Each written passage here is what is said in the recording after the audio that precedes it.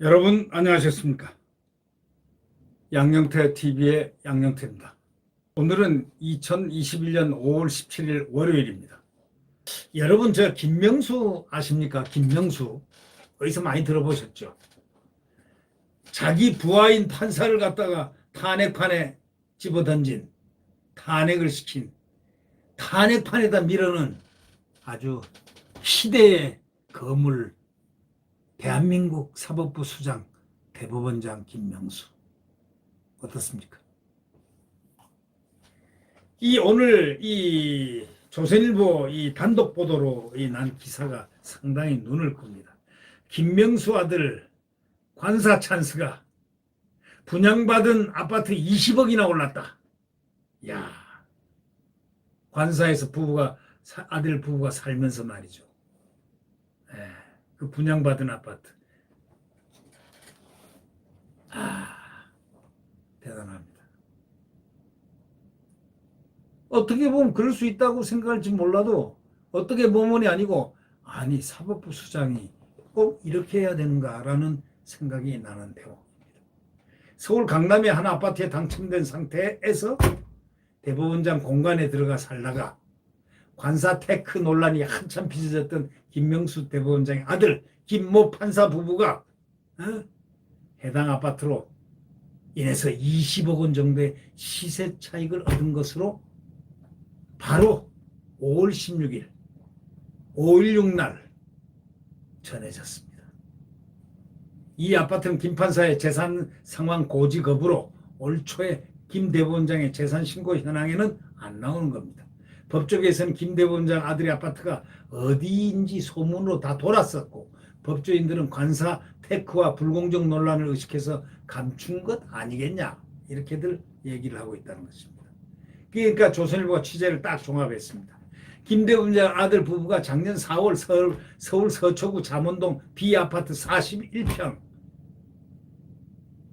거기에 입주를 해가지고 현재 거주 중입니다.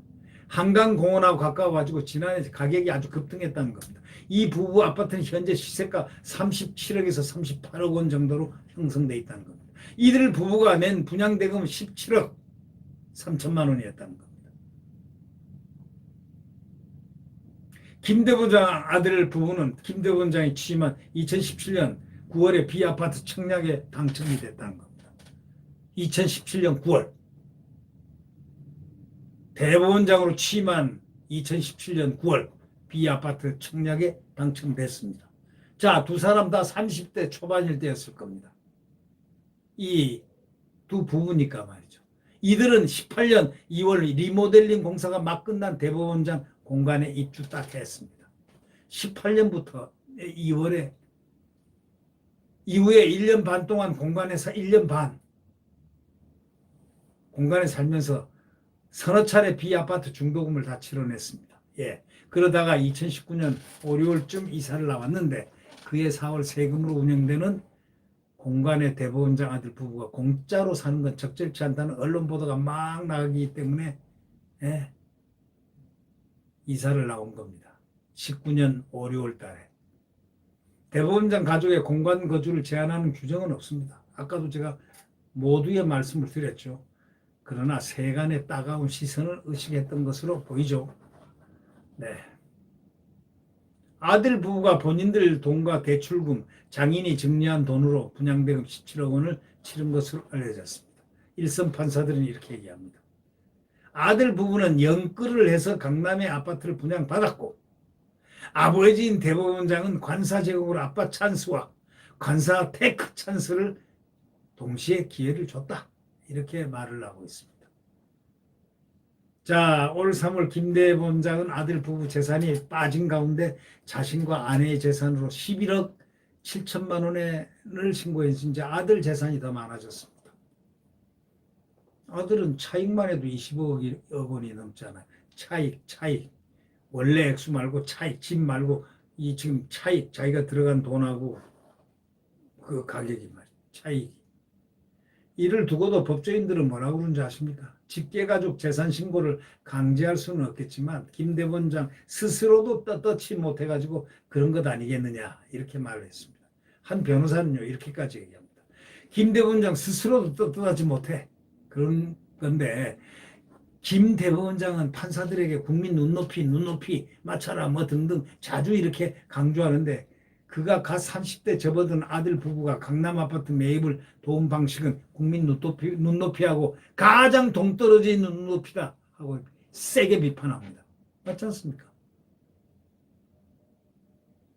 그래서 이제 이 조선일보에서 김 대법원장 아들 부부 해명을 듣기 위해서 요청하는 그런 전화를 갖다가 했지만 안 받았다 이거죠. 왜 받겠습니까? 전화 받으면 또 말이 말꼬리를 낳는데. 자, 김명수, 임성근 판사 때문에 거짓말 대법원장으로 정말 이름을 날리더니 아직도 안 나가고 뻗태고 있고 국민 60여 퍼센트, 거의 70% 육박하는 그 숫자가 좀 나가달라고 그때 여론조사에 아마 60몇 프로 나왔죠. 그런데도 콧방귀도 안 낍니다. 네. 이분 대단하신 분입니다. 김명수 대법원장 아들 관사 찬스. 오늘 그 기사가 굉장히 화려하게 장식되는 듯 그 기사가 눈길을 화려하게 끌고 있다. 아니, 국민 분노의 눈길을 끌고 있다고 봐야 틀림이 없겠죠. 네. 구독 버튼과 엄지를 눌러주시면 감사하겠습니다. 야권 단일화 후보를 만들어내야 됩니다. 훌륭한 단일화 후보군들을 한 10명 가까이 만들어내고 거기서 경쟁을 서로 시켜서 국민들에게 각인을 시켜서 야권이 훨씬들 사람들이 댐댐이들이 다 멋있어. 국가 지도자 역량을 다 갖추고 있어. 이런 사람들을 꽉 줄 세워가지고 서로 경쟁하는 바로 그래서 숨도 쉴 시간 없이 그냥 딱 국민들에게 선택을 받는 그러한 우리 야권 단일화의 그 놀라운 기적이 이제 나타나야 되겠습니다. 안 그러면 대한민국이 사라질지도 모릅니다. 예. 그렇지 않습니까? 야권 단일화. 절대로 야권 단일화를 저해시키는 그러한 말버릇장말을 하는 못된 정치인들이 있으면 끄집어내야 됩니다. 지금 우리의 훌륭한 자원인 윤석열 총장이 1위를 추종불허하는 1위를 달리고 있습니다. 그 다음에 한참 떨어졌지만 이 홍준표 대표가 무소속임에도 불구하고 2위를 달리고 있습니다. 그런데 이 무소속인 홍준표를 끌어내려고 복당을 못 시킨다든지 이런 또 모욕을 주는 용어를 사용하고 언어를 사용하는 못된 정치인이 있습니다. 이 대선 주자를 아껴야 됩니다. 대선 주자를 아끼면서 인격을 높여주고 대선 반열에 들도록 해야지. 이렇게 어떤 정치적 목적을 가지고 홍준표를 비판하고 함으로써 대선 주자 2위인 그 국민의 지지를 받고 있는 사람을 이런 식으로 해서 이 대선판에 소위 단일화의 그걸 갖다 깨고 분열시키려는 이 획책하는 이런 못된 정치인들을 우리 가만 놔둬서는 안 될 것 같습니다. 네. 우리는 단일 대우로 또 이 소위 말해서 후보자감이 있으면 좋은 후보들이 나오도록 후보 개인에 대해서 인신공격을 절대적으로 삼가해야 됩니다. 특히 정치인들이 그 정치인들의 입은 다른 국민들의 입하고 다릅니다. 하물며 그 단일화의 가장 중요한 후보자를 비난하고 비판하고 없는 말을 만들어내고 모욕하고 그거 되겠습니까? 그런 자 이름을 확 까버리고 싶지만 여기서 안 까겠습니다. 절대로 그런 일이 있어서는 안 되겠습니다. 이 경선을 아름답게 할 수 있는 그런 그러니까 미래통합당 내 후신인 국민의힘이 플랫폼 정당이 제대로 되기 위해서는 바로 자유민주주의 정당에 입각해야 된다. 자유시민, 대한민국의 시민, 대한민국의 국민들을 자유민주주의와 시장경제 그 꿈에 헌법 수호를 할 수 있는 그러한 정당의 플랫폼이 돼야 된다. 이걸 한번 강조해 드리고 싶습니다. 네. 구독 버튼과 엄지를 눌러주시면 감사하겠습니다. 안녕히 계십시오.